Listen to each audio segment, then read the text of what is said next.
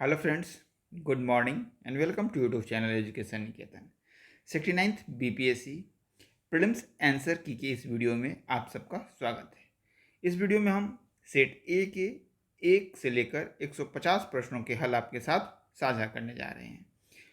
ये question paper BPSC ने अपने ऑफिशियल वेबसाइट पर अपलोड किया है, तो वहाँ से आप इसे डाउनलोड कर सकते हैं।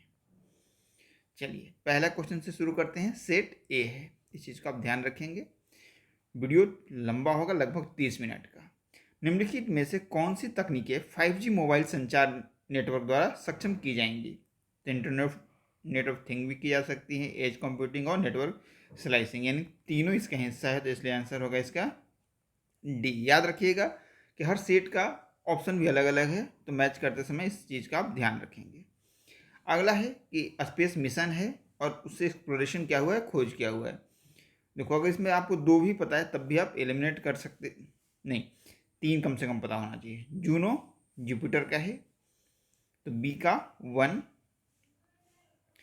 कैसिनी इस शनि का है, यानी कि ए का 2। आर्टेमिस सी का 4 और डी का 3 वेनस का, यानी कि ए इसका करेक्ट आंसर है। अगला है, ये भी मैच करना है, क्लॉथ और ओरिजिन। तो देखो, जो लिलेन है इस सन का पौधा, और जो क्वायर होता है वो नारियल का पौधा से ओरिजिन होता है इसका, यानी कि बी का 1। मोहायर का अंगोरा बकरी से, यानी कि सी का 4। और डाउन का बत्तख और गीज के पंख से। एक भी आपको पता हो अगर इसमें, तब इसका आप आंसर निकाल सकते हैं। अगर आपको डी का 3 भी पता हो तो एक से ही इसका आंसर एलिमिनेट हो सकता है। नेक्स्ट क्वेश्चन है कि टेनियासिस एक आंतों का संक्रमण है जो टेप वर्म की 3 प्रजातियों के कारण होता है। दूसरा है कि जब मस्तिष्क में सिस्ट विकसित हो जाते हैं तो इस परिस्थिति को न्यूरोसिस्टिकोसिस कहा जाता है, यानी एनसीसी कहा जाता है इसको। इसका सही उत्तर है कि दोनों ही स्टेटमेंट राइट हैं। नेक्स्ट प्रश्न है कि निम्नलिखित में से कंप्यूटर लैंग्वेजेज कौन कौन से हैं? तो कोबरा, पाइथन, सिक्योर और जावा। स्क्रिबल और जावा, यानी कि ये चारों जो है वो कंप्यूटर लैंग्वेज है। तो जावा तो आप सबको ही पता होगा, लेकिन बाकी तीन में हो सकता है कन्फ्यूजन हो। तो ये चारों इसका सही है, डी। हाल ही में समाचार पत्रों में देखी गई टर्मोलॉजी चैट जीपीटी, जिसका कि आपने भरपूर उपयोग किया होगा विभिन्न कार्यों के लिए, लेकिन शायद आपने कभी इस पर गौर नहीं किया होगा जो इसमें जीपीटी टर्म है उसका फुल फॉर्म क्या है। तो जनरेटिव एआई काफ़ी चर्चा में है, तो जनरेटिव प्री ट्रेंड ट्रांसफार्मर, यानी कि इसका सही उत्तर है डी। अगर आपको जनरेटिव भी याद होगा तब भी आपने इसको करेक्ट किया होगा।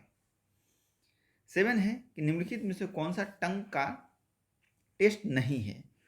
तो स्पाइसी पंजेंट, यानी कि 4 और 7, यानी इसका सही उत्तर है ऑप्शन नंबर सी। 8 है, निम्नलिखित में से कौन से जोड़े सुमलित हैं? तो देखो, एंसुइया गंध के आंशिक या पूर्ण हानि, जिनको इस बीमारी होती है वो स्मेल नहीं प्राप्त कर पाते, उन्हें गंध का पता नहीं चलता है। तो 3 और 4 इसका राइट है। डिस्पेनिया जो है सांस लेने की तकलीफ है, और ये दोनों सही सुमलित नहीं है, यानी कि 8 का सी। अगला है कि ब्रह्मांड में पल्सर क्या है? तो ये घूमते हुए न्यूट्रॉन तारे हैं। नेक्स्ट है, प्रयोगशाला में विकसित हीरे के संदर्भ में हीरे के बीज के रूप में किसका उपयोग किया जाता है? तो ग्रेफाइट को। एक बार इस क्वेश्चन को आप चेक कर लेंगे। बुलेट प्रूफ जैकेट बनाने के लिए उपयोग किया जाने वाला फाइबर क्या है? तो केवलर है। ये सब पेड क्वेश्चन है जो कि बार बार इस तरह की परीक्षाओं में पूछे जाते हैं। अगला है HMX का फुल फॉर्म आपसे पूछा गया है, तो इसका फुल फॉर्म है हाई मेल्टिंग एक्सप्लोसिव, यानी कि 1 का सी।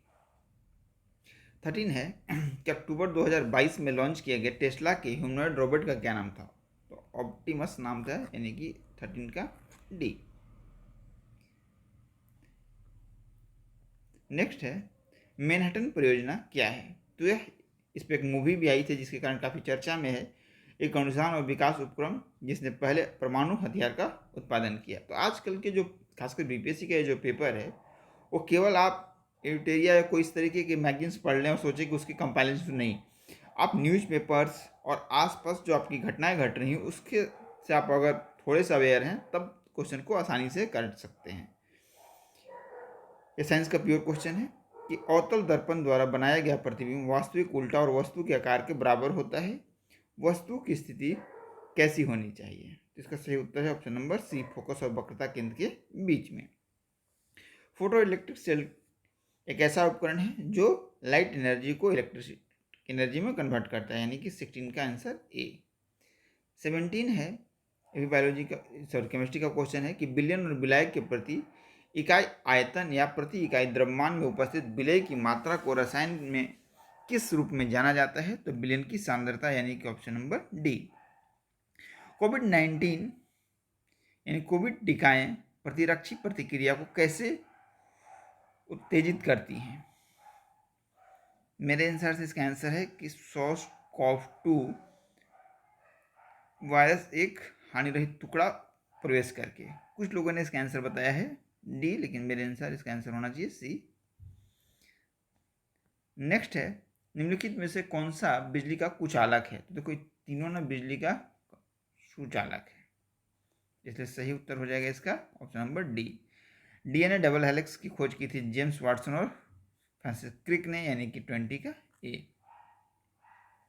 अलग अलग द्रव्यमान की दो वस्तुएं चंद्रमा की सतह के पास स्वतंत्र रूप से गिरने से क्या होगा? तो किसी भी क्षण एक ही वेग होगा, यानी कि ऑप्शन नंबर सी 21 का। वेक्टर टीके प्रतिरोधक शक्ति प्रदान करने के लिए कैसे काम करते हैं? तो वायरस को किसी भिन्न वायरस के संशोधित संस्करण में रखकर, यानी कि 22 का सी। लगातार नई परत जोड़ने वाली प्रक्रिया निम्नलिखित में से कौन सी है? तो समुद्र तल का फैलाव, इन 23 का सी। भूपटल के टुकड़े मेंटल में गति द्वारा निरंतर धीमी गति से प्रभावित होते हैं, इस सिद्धांत को क्या कहते हैं? तो प्लेट टेक्टोनिक थ्योरी कहते हैं, यानी ऑप्शन नंबर सी 24 का।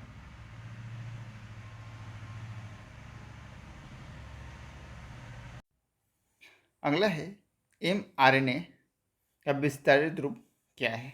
द मैसेंजर राइबोन्यूक्लिक एसिड, यानी कि ए। एसी करंट को कैसे उत्पन्न करते हैं? तो ट्रांसफार्मर द्वारा, यानी कि 26 का सी। करंट डेंसिटी क्या है?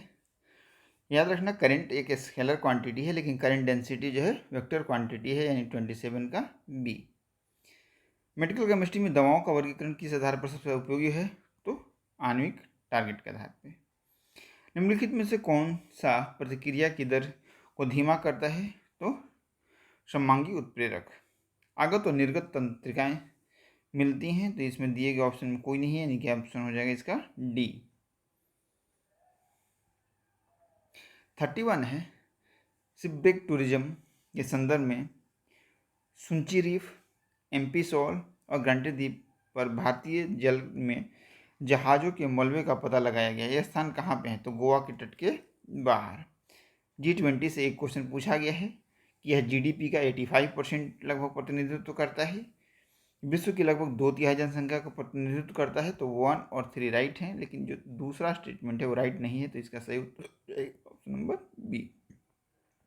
रूस के वैगनर भाड़े के सैनिक समूह का मुखिया कौन था? तो प्रिगोजिन इसका मुखिया था, जिसकी कि हाल ही में कुछ दिन पहले डेथ हो गई है, और डेथ में माना जाता है कि इन्होंने रसिया में सत्ता परिवर्तन करने का प्रयास किया था। तो बताया जाता है कि इनकी जो मौत है वो काफ़ी रहस्यमयी तरीके से हुई है।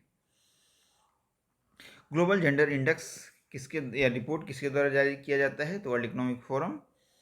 यूनाइटेड किंगडम की महारानी एलिजाबेथ के सेकंड के संबंध में एक क्वेश्चन पूछा गया है। तो 70 साल के शासन के बाद 96 ईयर में इनकी डेथ हुई थी। डेफ एक्सो 2022 का जो थीम था वो था पाथ टू प्राइड, यानी गौरव का मार्ग, 36 का बी। थर्ड यूथ महोत्सव 3 दिवसीय फेस्टिवल जो था वो कहाँ हुआ था? म्यांमार में हुआ था। व्हाइट हाउस के संबंध में 3 स्टेटमेंट दिए गए हैं। इस बार के पेपर वैसे नहीं है क्वेश्चन कि आप कहीं किताब से पढ़ लोगे और एग्जैक्ट आपको मिल जाएगा। देखो इसका 2 स्टेटमेंट है वो बिल्कुल राइट है। वन स्टेटमेंट गलत है, तो आप वन स्टेटमेंट को मार्क करोगे तो केवल एक होगा आपका कि पहला स्टेटमेंट गलत होता है। इसका बाकी के तीनों क्या हैं वो सही हैं, वन को छोड़कर 2, 3, 4, यानी कि इसका डी राइट आंसर है। 39 है, नेट मीटरिंग क्या है। ये टर्म काफ़ी चर्चा में रहा था। यह एक बिलिंग तंत्र है जो सौर ऊर्जा प्रणाली मालिकों को ग्रिड में जोड़ी गई बिजली का श्रेय देता है, यानी option number C. Colour combination से क्वेश्चन पूछा गया है, इसका सही उत्तर है ऑप्शन नंबर बी, यानी मेजेंटा, लाल और नीला। इसके बाद टील, नीला, लाल और सफ़ेद। इसके बाद मो जो है वो है नीला, हरा और सफ़ेद, और श्यान जो है हरा और नीला। नेक्स्ट है कि गहरे समुद्र में डूबने वाली उस पनडुब्बी का नाम क्या है जो टाइटैनिक जहाज के पोतावशेष की यात्रा के दौरान फट गई थी। पता है ना, इसके बारे में एक मीम बड़ा चला था कि अगर आपको मौत बुलाए तो आप बिलियंस डॉलर खर्च करके भी वहाँ जाते हैं, तो उसका नाम था टाइटन। इसके बाद जूते या फैशन सहायक सामग्री है उसका विवरण दिया गया, तो इसका सही जो मैच है वो है ऑप्शन नंबर बी, ए का 3, बी का 4, सी का 2 और डी का 5 और ई का 1।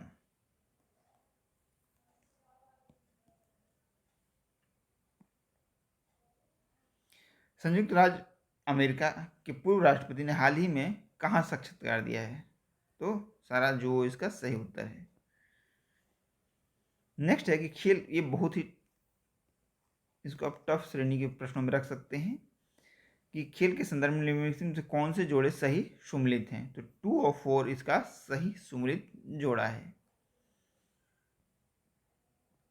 45 यूपीएससी में भी इस तरीके का क्वेश्चन पूछा गया था और एक और एग्जाम में पूछा गया था, तो ये करंट अफेयर्स का क्वेश्चन काफ़ी चर्चा में रहा था। गृह मंत्रालय ने नवंबर 2022 को देश की कितनी भाषाओं की फील्ड वीडियोग्राफी के साथ भारतीय मातृभाषा सर्वेक्षण कार्य पूरा किया, तो वो था 576।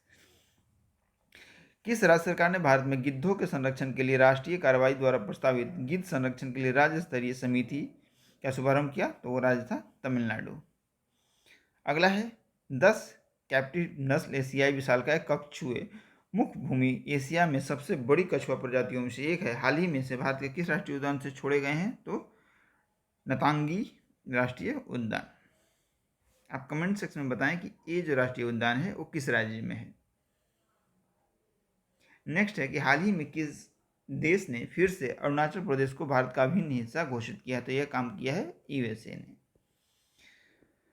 भारत के रुद्राक्ष बाला साहेब पाटिल ने काहिरा में ISSF वर्ल्ड चैंपियनशिप में 10 मीटर पुरुषों की एयर राइफल में कौन सा पदक प्राप्त किया, तो ब्रॉन्ज मेडल हासिल किया है।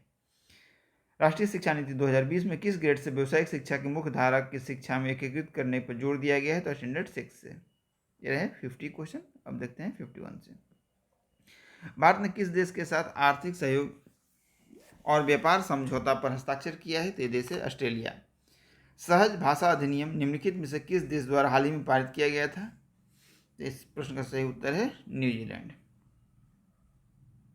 अगला है दुनिया के पहले पादप परागणकों जिन्हें टिलिया टेमिडस कहा जाता है के टिलिया डेम्बी जीवाश्म हाल ही में किस देश में पाए गए थे, तो इसका सही उत्तर है रसिया। सुर्खियां बटोरने वाली लिस्बन घोषणा किस इकाई के संरक्षण से संबंधित है, तो यह है ओशियन, यानी कि महासागर। नेक्स्ट है निम्नलिखित में से कौन सा जानवर सिंधु घाटी में नहीं पाया गया था। इस बार बहुत सारे क्वेश्चन है जिसमें पूछा गया है नहीं या गलत, तो इसका सही उत्तर है हाथी। निम्नलिखित में से कौन सा यूनेस्को धरोहर स्थल नहीं है, तो इंडिया गेट। जो DPSP है वो कहाँ से लिया गया है, आयरलैंड के आर्टिकल 47 से। इसके बाद है कि सिक्किम भारत का राज्य कब बना पूर्ण राज्य, तो 1975 में। सबसे महंगी मुद्रा कौन है, तो इसमें पाउंड स्टर्लिंग सबसे महंगी मुद्रा है। बिहार सरकार ने कार्बन उत्सर्जन कम कर बिहार को प्रदूषण मुक्त बनाने का लक्ष्य रखा है 2024 में। ये थोड़ा सा कन्फ्यूजन वाला क्वेश्चन था जिसे एग्जैक्ट नहीं याद हो। अगला है कि स्तूप, चैत्य और विहार का निर्माण निम्न किससे संबंधित है? तो बौद्ध धर्म से। सुजनी जो है, जिसको कि जीआई टैग मिला हुआ है, क्या है? एक प्रकार का कढ़ाई है।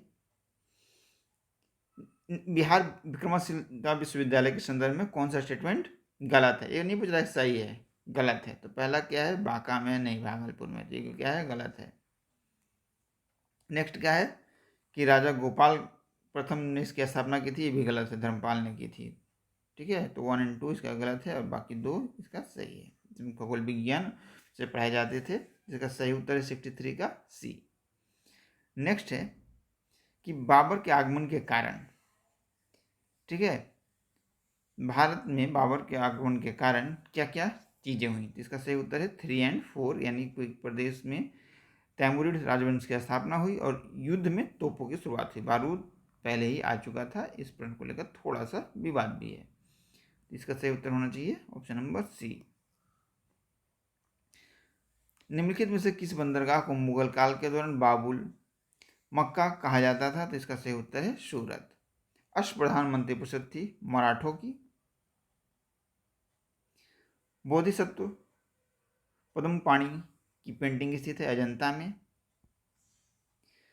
इसके बाद फाहियान एक चीनी यात्री था जो कि हर्ष के शासनकाल में आया था। बिल्कुल नहीं, किसके शासन में आया था? तो चंद्रगुप्त द्वितीय के शासन में आया था।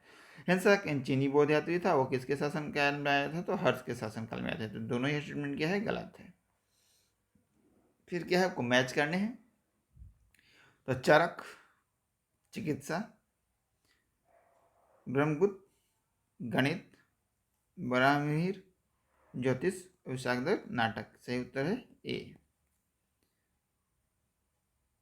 इनमें से किसने भारत में फारसी त्यौहार नौरोज की शुरुआत की? बलबन। ये उन कुछ प्रश्नों में से हैं जो कि लूसेंट से सीधे पूछे गए हैं। इस बार ऐसे प्रश्नों की संख्या काफ़ी कम थी। नाथपंथियों, सिद्धों और योगियों ने भक्ति धर्म को किस क्षेत्र में लोकप्रिय बनाया? तो उत्तर भारत में। वुड डिस्पेच से कुछ सवाल पूछे गए हैं। तो इसने उच्च अध्ययन के लिए अंग्रेजी की सिफारिश की थी और इसमें महिला शिक्षा और व्यावसायिक प्रशिक्षण पर जोर दिया गया था। दोनों ये स्टेटमेंट सही हैं 1 और 2। मैथिली भाषा का विकास निम्नलिखित में से किसके शासनकाल में हुआ? तो कन्नड़ राजवंश के। प्रारंभिक वैदिक काल के दौरान कौन सा शहर प्राचीन मगध साम्राज्य की राजधानी के रूप में कार्य करता है? राजगिरी। वर्नाक्लोस प्रेस एक्ट के संबंध में कुछ स्टेटमेंट दिए गए हैं और तीनों ही स्टेटमेंट क्या हैं? इसे लिटन ने किया था, इसे गैंगिंग एक्ट भी कहा जाता था, इसे रिपील किया था रिपन ने, यानी कि 1, 2, 3।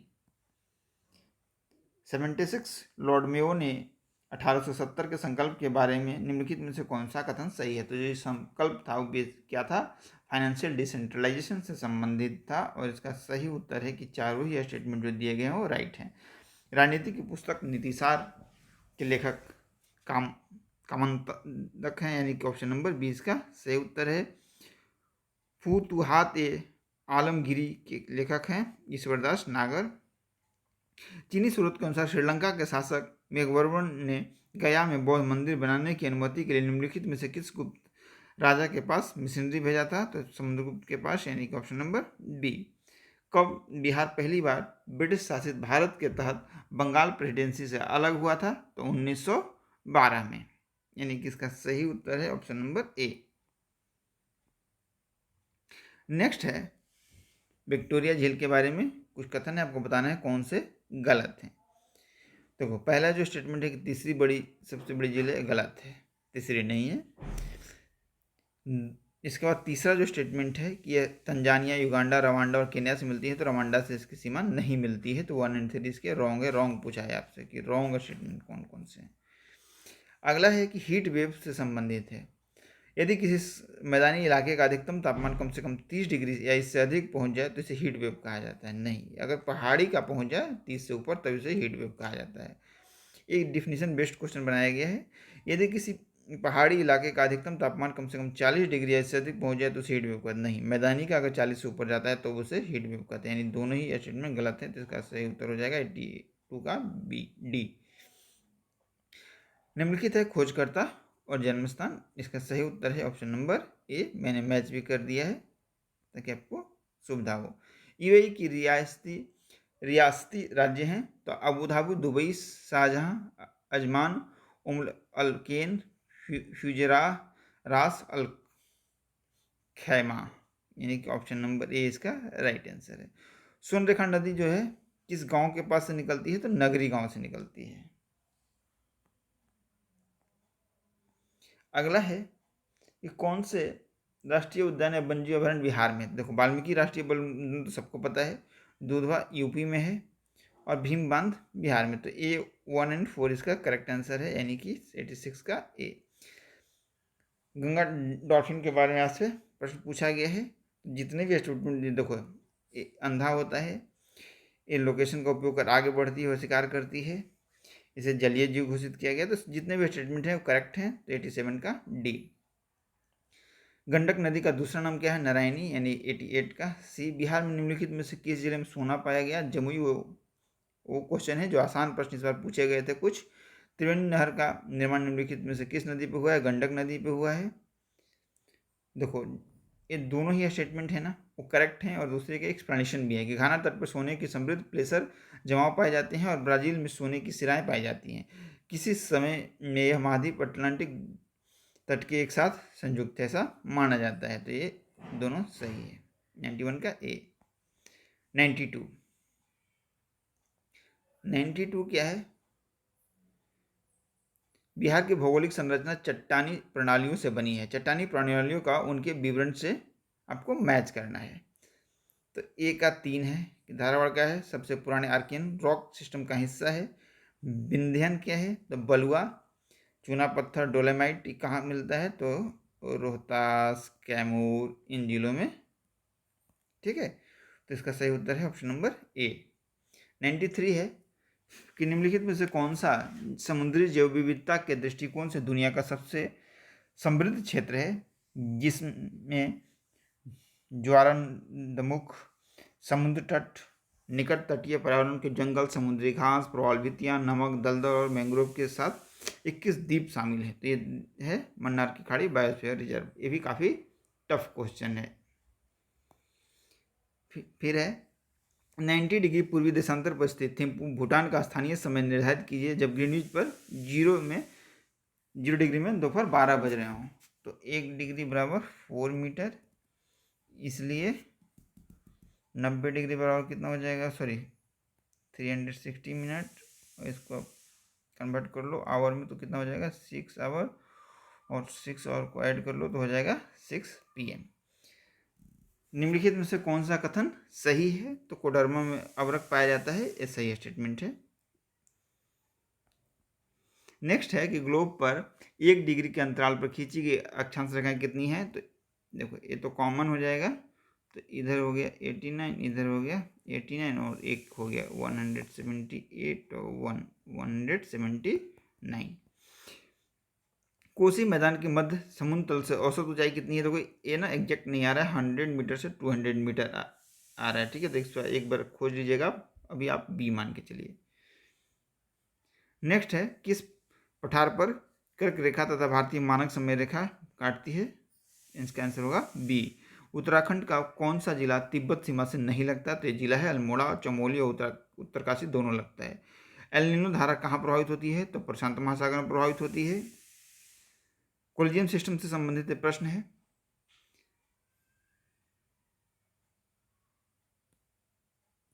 कोलिजियम सिस्टम के बारे में क्वेश्चन पूछा गया है। तो पहला स्टेटमेंट है कोलिजियम जो सिस्टम है एक 5 सदस्यीय निकाय है जिसकी अध्यक्षता भारत के CGI करते हैं, और उस समय न्यायालय के कार्यरत 4 अन्य वरिष्ठतम न्यायाधीश इसमें शामिल होते हैं। सही है। जब विधि के द्वारा प्रणाली आरंभ की गई थी, गलत है। और फर्स्ट जजेस केस का भी मामला नहीं है। उच्चतम न्यायालय एवं उच्च न्यायालयों के न्यायाधीशों की नियुक्ति कोलिजियम प्रणाली के माध्यम से की जाती है, तो ये भी सही है। तो 1 और 3 इसका राइट आंसर होना चाहिए डी। कुछ लोगों ने इसका आंसर केवल 1 बच बताया है, लेकिन मेरे हिसाब से इसका आंसर होना चाहिए डी। अगला है 42nd कॉन्स्टिट्यूशनल अमेंडमेंट के बारे में है कि इसमें समाजवाद, धर्मनिरपेक्ष और अखंडता शब्द जोड़े गए। इसमें 8 मौलिक कर्तव्य जोड़े गए। DPSP में 39A, 43A और 47 जोड़ा गया। आपको बताना है गलत कौन सा है। तो 2 और 3 जो स्टेटमेंट है ना कि 8 मौलिक कर्तव्य जोड़े गए, और तीसरा ये जो दोनों जो जोड़े गए थे वो 44 कॉन्स्टिट्यूशनल अमेंडमेंट से जोड़े गए थे। ठीक है, गलत पूछा है आपसे। फिर है कि किसी समुदाय को अनुसूचित जनजाति में घोषित करने के लिए आवश्यक क्या क्या है। तो ये चारों जो विशेषताएं हैं ना, कि आदिम लक्षणों के संकेत, विशिष्ट संस्कृति, बड़े पैमाने पर समुदाय के साथ संपर्क में के शर्म, पिछड़ापन और भौगोलिक अलगाव, यानी कि 103 का डी। नेक्स्ट है कि संविधान में मौलिक अधिकार कहाँ से लिया गया है। तो ये लिया गया है संयुक्त राज्य अमेरिका, यूएसए से, 104 का बी।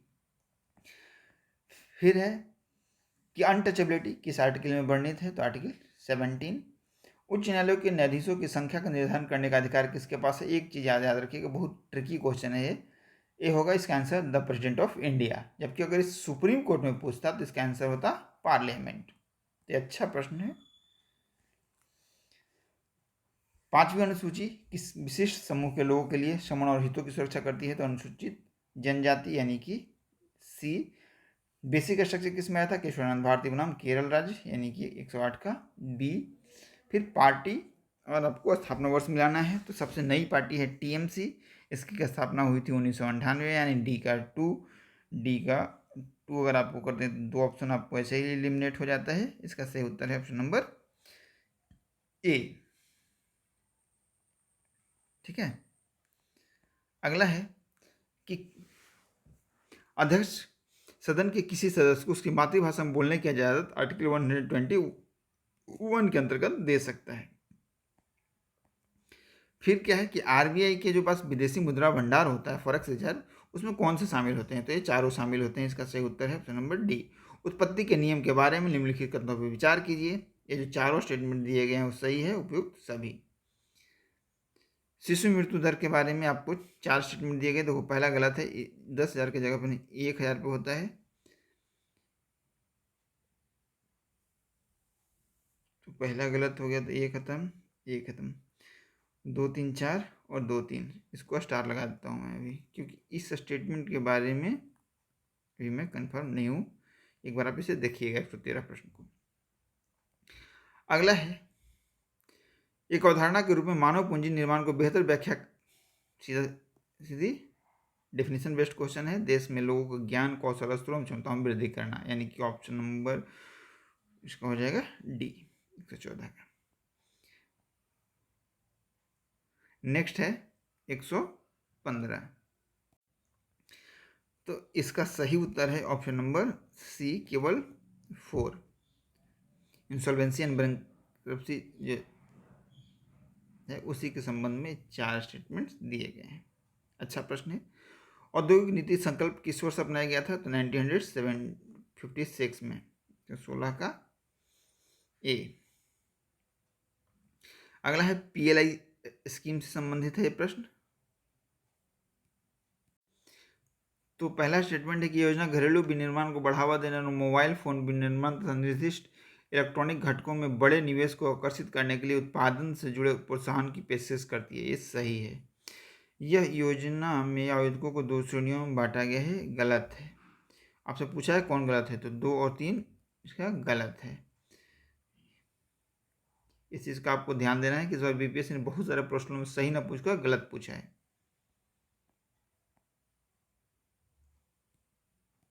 तो इसमें भी बीपीएससी ने क्या पूछा है, कौन सा कथन गलत है। तो पहला क्या है, खान मंत्रालय के अंतर्गत में आता है, जी नहीं, यह शहरी विकास मंत्रालय के अंतर्गत में आता है। तो ये पहला स्टेटमेंट गलत है और तीसरा भी इसमें गलत है। तो इसका सही उत्तर है ऑप्शन नंबर बी। 119 जो आर्टिकल 360 से संबंधित है, इसमें आपको बताना है कौन सही है, कौन कौन से। जिसका सही उत्तर है 1, 3 और 4। ये जो है कि आवश्यकता नहीं है, ये गलत है। फिर क्या है, मुद्रास्फीति जनित मंदी में योगदान कर सकते हैं। तो इसका सही उत्तर है औद्योगिक उत्पादन में गिरावट और आर्थिक विकास में सुस्ती और कुल मांग और उपभोक्ता खर्च में कमी, यानी कि 2 और 3। अगला प्रश्न है कि आर्थिक सर्वेक्षण 2023 के अनुसार निम्नलिखित में से कौन सा से कथन भारत में प्रत्यक्ष विदेशी निवेश यानी एफडीआई की प्रवृत्ति का वर्णन करते हैं। सही उत्तर आपको बताना है। तो स्टेटमेंट नंबर 2 और स्टेटमेंट नंबर 4। कमजोर वैश्विक आर्थिक स्थिति के कारण इसमें कमी आई है, सही बात है। महामारी से पहले के स्तर की तुलना में इसमें वृद्धि हुई है। यानी कि बी। बिहार के गया जिला की वर्तमान जनसंख्या कितनी है? बहुत ही वाहियात किस्म का प्रश्न है, इस तरह का प्रश्न नहीं पूछने चाहिए सामान्यतः। इसका एग्जैक्ट आंसर भी नहीं मिल रहा है, वैसे जो सबसे नियरेस्ट आंसर है वो ए है। केंद्र सरकार के गैर योजना व्यय के बारे में लिखित में कौन सा कथन सही है? तो व्यय ब्याज भुगतान पर सर्वाधिक होता है, यानी कि ऑप्शन नंबर ए 123 का। 124 है, वैश्वीकरण से संबंधित प्रश्न है, तो इसमें वस्तुओं और सेवाओं के व्यापार का विस्तार किया है, यानी कि आपसे पूछ रहा है कि सही नहीं है। इसमें प्रत्यक्ष विदेशी निवेश का प्रवाह बढ़ा है, निर्यात में वृद्धि और आयात में वृद्धि से अधिक है, इसे मार्क कर लीजिएगा। अगला है, संघ सरकार के वित्त में न्यूनतम विकास के बारे में निम्नलिखित कथनों पर विचार कीजिए। आपसे पूछा है कौन सा कथन सही है, तो ये कथन फैक्चुअली सही नहीं है, 6.4 है। इसका सही उत्तर है ऑप्शन नंबर ए, केवल एक। अगला है कि 1857 के विद्रोह की विफलता क्या कारण थे? तो जितने भी कारण दिए गए हैं कि अंग्रेजों की श्रेष्ठता थी सेना की, विद्रोहियों के पास एकीकृत कार्यक्रम नहीं था, और समाज के लिमिटेड वर्ग का ही सपोर्ट था, यानी कि ऑप्शन नंबर सी इसका राइट आंसर है। बिहार का वह रसोईया, इससे क्वेश्चन 68 में भी आया था, तो बटक मियाँ या बटुक मियाँ इसका सही उत्तर है, यानी 127 का बी। अगला है 1937-38 के दौरान बिहार में बकासत आंदोलन किसके द्वारा आयोजित किया गया? तो ये स्वामी सहजानंद सरस्वती के द्वारा, 128 का सी। अगला है भारत के स्वतंत्रता संग्राम के दौरान निम्नलिखित घटनाओं को आपको अरेंज करना है। तो होम रूल कब हुआ था? 1916 में, सूरत विभाजन 1907 में, खेड़ा 1918 में और मोर्लोमेंटो 1909 में। तो इसका सही उत्तर है option number B. Lord Ripon निम्नलिखित में से किससे संबंधित नहीं है? तो एल्बर्ट बिल इससे संबंधित थे आपके Ripon.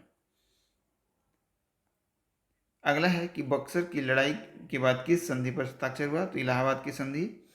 Dutch east India company ने किस वर्ष पटना में अपना कारखाना बनाया था? तो 1632 में।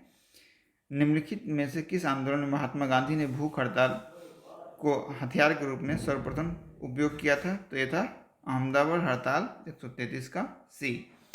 नेक्स्ट है कि सन 1942 में भारत छोड़ो आंदोलन में बिहार के नेताओं ने महत्वपूर्ण योगदान रहा।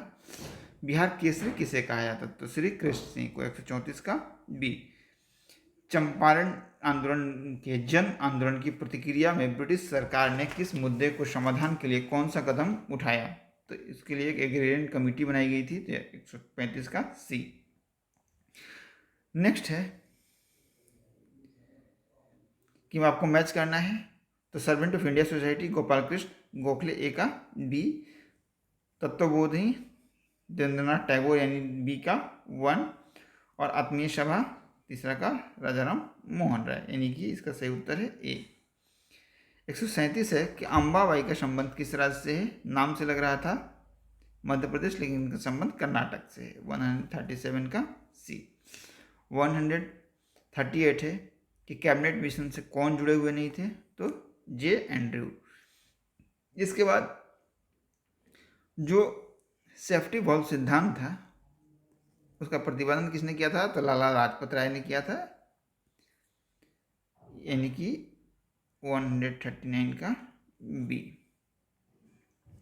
फिर है कि in which of the following Indian National Congress session the resolution related to fundamental rights पारित हुआ था? तो कराची अधिवेशन 1931। अब 10 मैथमेटिक्स के क्वेश्चन हैं, आपको बताना है कि how will the word meet can be written. तो एम का कौन सा कोड है? आप सिंपल सा देख लीजिए कि एम का कोड है आपका स्टार, ठीक है। इसके बाद ए, तो ये क्या है? डिवीजन। इसके बाद डी आ जाएगा आपका क्रॉस, तो इसका सही उत्तर हो जाएगा ऑप्शन नंबर सी। इसके बाद डायरेक्शन बेस्ड क्वेश्चन है, तो एम और एस का डायरेक्शन सेम है। इसमें ये आसान सा सवाल है। मैथ के क्वेश्चन के 10 अलग हमने वीडियो भी बनाया है, जिसमें एक्सप्लेनेशन भी आपको डिटेल में दिया है। तो सूरज के पास रमेश से अधिक भूमि है, कितनी अधिक भूमि है? तो 2। उनके पास 101 गज फीट है, सॉरी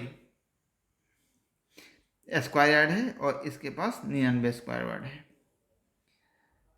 फिर है आपका कि इसमें कौन मैच नहीं है, बेमेल है। और डाउट आपको छाटना है तो स्नोबरी शूज 140 का डी। इसका गैप वाला क्वेश्चन है 24, 26, 28, 30, 32, तो यहाँ पे सही उत्तर हो जाएगा 182। इसका भी मैं बता चुका हूँ कि इन सब पर माइनस करके और 7 से मल्टीप्लाई कर लेना है। इसका आता है 49, इसका आता है 11 × 7 बराबर 77, इसका आता है 5 × 7 बराबर 35। ये जो स्टेटमेंट दिया गया है और एक कंक्लूजन दिया गया है, इस स्टेटमेंट के आधार पर दोनों ही कंक्लूजन नहीं निकाले जा सकते हैं। इसका आंसर हो जाएगा D. Next board based question है, 22 और 19 एक ही ऑप्शन में है, यानी क्या हो जाएगा ए लास्ट में। 149 का सी और 150 का, जो कि मुझे लगता है कि इस पेपर का सबसे टफेस्ट क्वेश्चन था। इसमें कैलकुलेशन ज़्यादा था, लेंदी था। इसका सही उत्तर है 5.34। तो ये रहे 150 सवाल। आप कमेंट सेक्शन में इस वीडियो से आपकी जो आंसर की दी गई है कितने अंक बन रहे हैं, मार्क्स विथ कैटेगरी आप साझा कर सकते हैं। साथ ही साथ अगर किसी आंसर पर आपको डाउट हो या आपको लगता है कि बताया गया आंसर सही नहीं है, तो आप उस पर रेफरेंस के साथ विथ रेफरेंस कमेंट भी कर सकते हैं, जिसमें आपको सोर्स का उल्लेख हो। धन्यवाद।